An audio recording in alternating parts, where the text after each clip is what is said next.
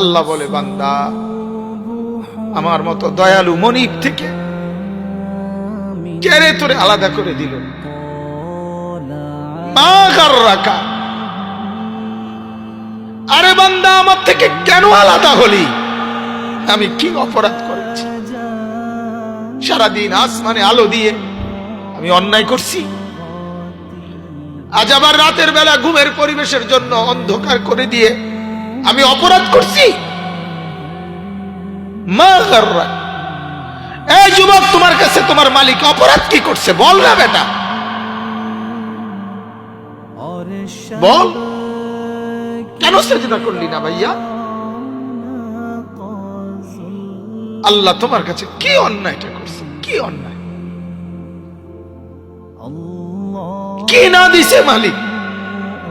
মা গাররাকা বিরাব্বিকাল কারীম, এটা আল্লাহর ডাক। আল্লাহ বলেন, বান্দা, কে রে তোরে আমার থেকে আলাদা করল? কেন রে তুই আমারে ছাড়লি?